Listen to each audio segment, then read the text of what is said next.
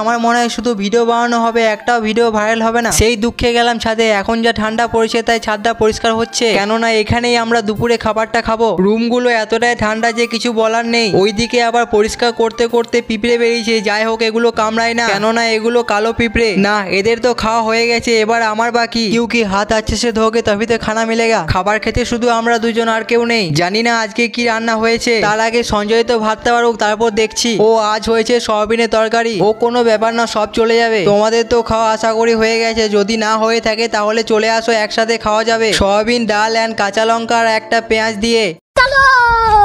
পুরে ঘুমাচ্ছিলাম, তখনই দাদা ফোন করে বললো, রাকেশ তাড়াতাড়ি নিচে এসো, আমাদের কম্বলটা চলে এসেছে। তখনই নিচে এসে দেখলাম সত্যি আমাদের কম্বলে গাড়ি ঢুকছে। তাই তাড়াতাড়ি সবাইকে ডাকলাম, কেননা একার দ্বারাই আমার পক্ষে হবে না। এক গাড়ি কম্বল, জানি না আমরা পারবো কিনা নামাতে, তবুও দেখা যাক। মনে হয় আজ আমাকে বাহুবলী হতে হবে। কিন্তু দরজাটা খুলে একটা বান্ডিল তুলে দেখলাম, যেটা আমরা ভেবেছিলাম তার থেকে অনেক ভারী। যাই হোক, একটা করে বান্ডিল নামিয়ে কোনো রকমের সবগুলো ভেতরে ঢোকালাম। এই ছেলেগুলো ছিল বলে আজ হয়তো আমরা এই কাজগুলো করতে পারলাম। অনেক কষ্টের পর আমরা সব কম্বলে বান্ডিলগুলো ভেতরে ঢুকিয়ে দিলাম, কিন্তু আমার হাতে পুরোই কালি লেগে গেছে। তারপরে কম্বলে গাড়িটি চলে গেল। আর তখনই ভাবতে লাগলাম, এই ছেলেগুলো না থাকলে হয়তো আমরা এতগুলো কম্বল নামাতে পারতাম না। তো বন্ধুরা, তোমরা যদি এরকম মিনি ব্লগ রোজ দেখতে চাও তাহলে ভিডিওটা একটা লাইক করে চ্যানেলটা সাবস্ক্রাইব করে দাও।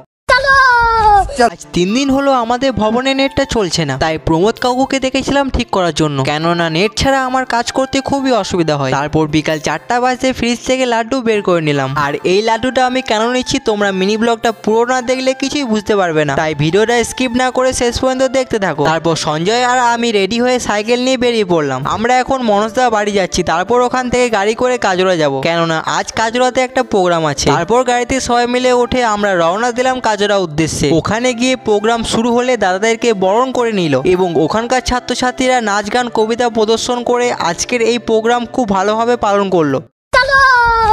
আজ আমাদের নেতাজি ভবনে প্রোগ্রাম, তাই বিকাল 4টা বাজতে কিছু জিনিস নিয়ে আমরা 3 ভাই মিলে সাইকেল নিয়ে বেরিয়ে পড়লাম। তারপর সবকিছু রেডি হয়ে গেলে হল রুমে ঢুকলাম। এখনো লোক আসেনি সেরকম, তাই প্রোগ্রাম এখনো শুরু হয়নি। আর কিছুক্ষণ পরেই আমাদের প্রোগ্রামটা শুরু হয়ে যাবে। আসলে আমরা পেছন থেকে সব কাজ করছিলাম। আজকে যা যা প্রোগ্রাম হবে তার সূচি এখন আমার কাছে, কেননা এখানে যে নাচগুলো হবে সেগুলো আমি আমার ল্যাপটপে সেট করে নিয়ে এসেছি। তারপর প্রদীপ জ্বালিয়ে আমাদের প্রোগ্রামটা শুরু করা হলো। যখনই গান বা অন্য কিছু হচ্ছিল তখনই আমি পেছনে ছিলাম, কিন্তু যখনই নাচ হচ্ছে তখনই আমি চলে যাচ্ছি গান বাজাতে অপারেটর সামনে, কেননা এটাই আমার দায়িত্ব আছে। চলো, আজ আমার মিনি ব্লগটা শুরু হলো ভোর 5টা থেকে। তার আগে চ্যানেলটা সাবস্ক্রাইব করে বেল আইকনটা প্রেস করে দিও। তো চলো ভিডিওটা শুরু করা যাক। তারপর সকাল হলে আমি ফ্রেশ হয়ে নিলাম, কেননা আর একটু পরে আমাদের পুরো হলটা ভরে যাবে। আর এমনিতে আমার কোনো ক্লাস থাকে না, তাই চিন্তার কিছু বিষয় নেই। যে ছাত্রছাত্রীরা লাস্ট পর্যন্ত পড়াশোনা করছিল তাদেরকে সব ছেড়ে দেওয়া হলো। তারপর আমি আসি বনসল কেন্দ্রে একটা ভিডিও রেকর্ড করতে। আমাদের যেহেতু কালকে বড় প্রোগ্রাম আছে, তাই দাদারা আমাদেরকে একটা কাজ দিয়েছে, সেটাই আমরা দুজন মিলে করছি। কিন্তু জানি না কাজটা কেমন হয়েছে। কিন্তু আমার একটাই দুঃখ যে তোমরা ভিডিও তো দেখলে কিন্তু এখনো চ্যানেলটা সাবস্ক্রাইব করোনি, তাই বলি তাড়াতাড়ি চ্যানেলটা সাবস্ক্রাইব করে দাও। আজ আমি যাচ্ছি কাজরা, বাট অনেকদিন পর। এবার আমি আমার নিনজা বাইকটা নিয়ে সোজা বেরিয়ে পড়লাম। এখন বাজে প্রায় 6:30। তারপর একটা দোকানে ঢুকে গরম গরম কচুরি খেলাম। তারপর ওখান থেকে বেরিয়ে এবার সোজা যাবো ভবন, কেননা বেশি দেরি করলে আবার আমি সাইকেল চালাতে পারি না। এই যে আমার নিনজা বাইকটা বলছে তাড়াতাড়ি চল রাকেশ, এখন তো অনেকটাই চলে এলাম, ব্যাস আর একটু। তো অনেক যুদ্ধ করে আমি ভবনে হাজির হলাম। এদিকে বিমলের সামনে এক্সাম, তাই সে দিন রাত এক করে দিচ্ছে পড়াতে। কাল তো আবার একজন দাদা আসবে, তাই আমাদের রুম পরিষ্কার করতে হবে। যাই হোক, কাজ শেষ করে আমি স্নান করে নিলাম। তো চলো, অনেক ভিডিও দেখলে এবার ভিডিওটা একটা লাইক করে চ্যানেলটা সাবস্ক্রাইব করে দাও।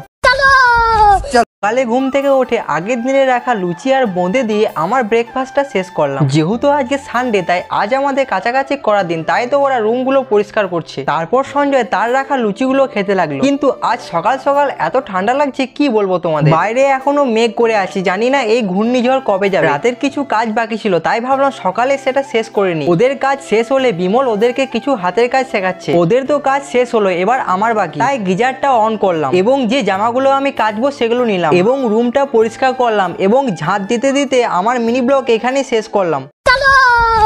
কখনো কখনো ভাবি আজ কি বানাবো ব্লগে, ওটাই ভাবতে ভাবতে বাইরে এলাম। তো দেখলাম আকাশটাকেও কালো করে দিয়েছে। কদিন ধরে এমন করছে, আজ হয়তো বৃষ্টি হতেও পারে, তবুও দেখা যাক কি হয়। ওটাই ভাবতে ভাবতে হাতে নিলাম একটা বেদনা ফল, কারণ আমার শরীরে এখন রক্ত বাড়াতে হবে। তারপর আমার কিছু ছাত্র এসেছিল, তাদেরকে ক্লাস করালাম। একজনে চলছে MS ওয়ার্ড আর একজনে চলছে HTML। এ তো নতুন ভর্তি হয়েছে। তো যাই হোক, আমাকে তো আমার কাজ করে যেতে হবে। তো কি আর বলবো বন্ধুরা, তোমাদের কাছে একটা অনুরোধ, এই চ্যানেল নতুন হয়ে থাকলে চ্যানেলটা সাবস্ক্রাইব করে পাশে থাকো।